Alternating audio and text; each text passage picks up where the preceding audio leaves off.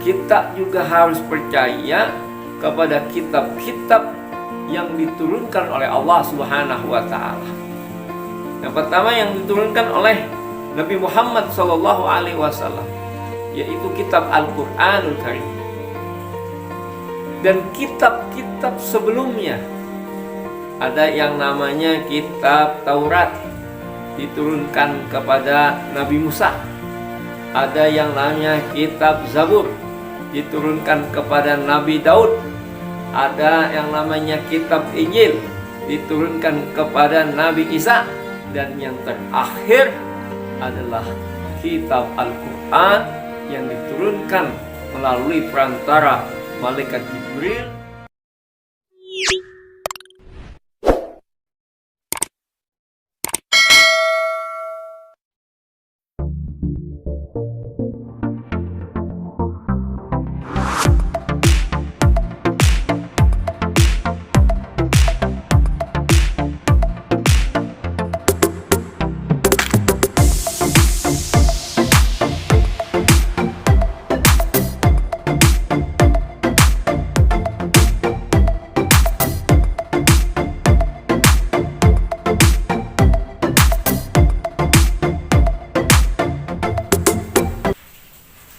Assalamualaikum warahmatullahi wabarakatuh. Alhamdulillah wa syukurillah ala ni'amillah. Salatu wassalamu ala rasulillah wa ala alihi wa sahbihi wa mawalah. La hawla wa la quwata illa billah, amma ba'd. Bapak-bapak, ibu-ibu, saudara-saudara, sahabat-sahabatku semua dimanapun Anda berada, kami doakan mudah-mudahan dalam keadaan harta yang berlimpah ruah, murah rezekinya, panjang umurnya dalam taat dan ibadah kepada Allah Subhanahu wa Ta'ala. Amin ya rabbal alamin. Baiklah, saya ingin melanjutkan tema saya yang kemarin, yaitu tentang masalah takwa. Di ibadah puasa, ibadah bulan Ramadan adalah bulan diturunkannya Al-Quran. Al-Quran diberikan sebagai petunjuk bagi manusia yang bertakwa. Nah, kemarin saya sudah sampaikan dalam surah Al-Baqarah itu, orang yang bertakwa adalah alladzina yu'minuna bil ghaib, orang yang percaya, yang beriman, yang percaya kepada Allah dan percaya kepada hal-hal yang gaib. Wa yuqimuna shalah, dan orang yang mendirikan salat. Yang ketiga, wa mimma razaqnahum yunfiqun, dan orang-orang yang menafkahkan sebagian hartanya di jalan Allah Subhanahu wa Ta'ala. Walladzina yu'minuna bima unzila ilaika wa ma unzila min qablik. Nah, yang sekarang ini yang akan saya jelaskan, yaitu kita juga harus percaya kepada kitab-kitab yang diturunkan oleh Allah Subhanahu wa Ta'ala. Yang pertama yang diturunkan oleh Nabi Muhammad SAW, yaitu kitab Al-Quranul Karim. Dan kitab-kitab sebelumnya, ada yang namanya kitab Taurat, diturunkan kepada Nabi Musa. Ada yang namanya kitab Zabur, diturunkan kepada Nabi Daud. Ada yang namanya kitab Injil, diturunkan kepada Nabi Isa. Dan yang terakhir adalah kitab Al-Quran yang diturunkan melalui perantara malaikat Jibril, kemudian diturunkan secara bertahap demi setahap, tergantung keperluan daripada kehidupan pada saat itu kepada Nabi Muhammad SAW. Jadi kalau kita hanya beriman kepada kitab Al-Quran saja, nggak percaya kepada kitab-kitab sebelumnya, itu salah. Atau kita percaya hanya kepada kitab Injil, tapi tidak percaya kepada kitab Al-Quran, itu juga salah. Jadi kitab yang sebelumnya, kitab Zabur, kitab Taurat, kitab Injil, disempurnakanlah di dalam Al-Quranul Karim. Jadi setelah Nabi Muhammad sudah tidak ada lagi yang namanya Nabi dan Rasul. Kalau ada orang yang mengaku Nabi, yang mengaku Rasul, itu udah nggak benar. Nggak ada. Karena Rasulullah adalah khataman nabiyyin, penutup para nabi dan rasul. Jadi aneh kalau pada saat sekarang ini orang percaya mengimani kitab Injil, padahal kitab Injil ini sudah banyak perubahan-perubahan. Tapi kalau kitab Al-Quran dijamin keasliannya, dijamin kesohihannya. Kenapa? Karena hanya ada satu kitab di dunia ini. Itu dua ya. Hanya ada satu kitab di dunia ini yang bisa dihafalkan oleh jutaan manusia, yakni kitab Al-Quran. Coba kitab-kitab yang lain, ada nggak yang bisa hafal? Itulah mukjizat Al-Quran, salah satunya Allah berikan kemudahan kepada orang-orang untuk menghafal Al-Quran. Wabil akhirati hum yuqinun. Dan orang yang bertakwa adalah orang yang percaya dengan adanya hari akhir, hari kiamat.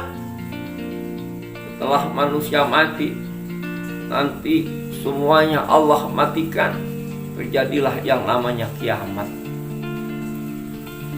Semua mati, bahkan peniup sangkakala, malaikat Israfil sekalipun, malaikat Israel sekalipun yang mematikan makhluk di muka bumi ini, dia pun akan mati, kecuali zat pemilik alam semesta ini yang terkenal atau dengan istilahnya adalah dengan namanya Baqo.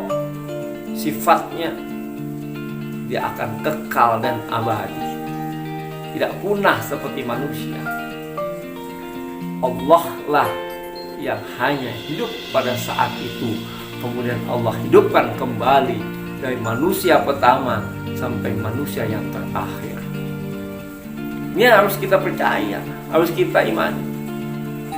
Wabil akhirati hum yuqinun. Kemudian Allah lanjutkan, ulaika ala hudam mir rabbihim wa ulaika humul muflihun. Ulaika ala hudam mir rabbihim. Mereka itulah orang-orang yang mendapatkan petunjuk dari Allah Subhanahu wa taala. Sekarang ini di muka bumi ini hampir 2 miliar lebih. 2 miliar apa 3 miliar atau 5 miliar. Itu jumlahnya begitu banyaknya. Tapi orang yang beriman, orang yang bertakwa, hanya orang-orang itulah yang mendapatkan keberuntungan dari Allah Subhanahu wa taala, yang kenal dengan Tuhannya, yang kenal dengan nabinya, yang kenal dengan kitabnya. Karena tidak semua orang mendapatkan hidayah, mendapatkan petunjuk dari Allah Subhanahu wa taala. Makanya dalam ayat itu Allah lanjutkan, ulaika ala hudam mir rabbihim wa ulaika humul muflihun. Maaf, wa ulaika humul muflihun maksud saya. Jadi disitulah kata Allah, orang-orang yang mendapatkan keberuntungan, yang mendapatkan taufik, mendapatkan hidayah, mendapatkan petunjuk dari Allah Subhanahu wa ta'ala. Banyak orang yang kaya, megang jabatan tinggi, tapi hidupnya tidak beriman kepada Allah. Makanya kita bersyukur kita hidup tidak berjumpa dengan Rasulullah, kita tidak berjumpa dengan sahabat, tapi kita beriman, kita percaya dengan adanya Rasulullah Shallallahu Alaihi Wasallam sebagai Nabi yang terakhir, penutup para Nabi dan Rasul, yakni Nabi Muhammad Shallallahu Alaihi Wasallam. Rasulullah kita tidak temui, tapi Rasulullah mewariskan kepada para imam, para ulama, para kiai, para habib, para guru. Karena Rasulullah katakan bahwasanya ulama ini adalah pewaris Nabi. Al-ulama warasatul anbiya. Ulama itu adalah pewaris para nabi. Kita bersyukur di Indonesia ini dalam penyebaran dakwahnya yang asal muasalnya yaitu dari Mekah, dari Madinah, dari India, dari Gujarat, pedagang-pedagang yang muslim datang ke Indonesia, kemudian mereka menyebarkan Islam secara perlahan demi perlahan, kemudian melalui wali songo, para sunan yang kemudian mereka banyak yang menikah dengan pribumi, yang akhirnya menyebarlah Islam melalui pernikahan, melalui perdagangan, melalui sosial, melalui pendidikan dan lain sebagainya, sampai akhirnya kepada kita semuanya. Mudah-mudahan sekelumit dari apa yang saya sampaikan ini ada hikmah, ada manfaatnya tentang masalah turunnya Al-Quran yang diberikan hanya untuk manusia-manusia yang bertakwa kepada Allah Subhanahu wa Ta'ala. Mudah-mudahan ada hikmah dan manfaatnya, khususnya untuk diri saya dan umumnya kepada teman-teman, saudara-saudaraku, sahabat-sahabatku semuanya dimanapun Anda berada. Jangan lupa tolong dibantu like, subscribe, and share. Terima kasih. Wabillahi taufiq wal hidayah. Assalamualaikum warahmatullahi wabarakatuh.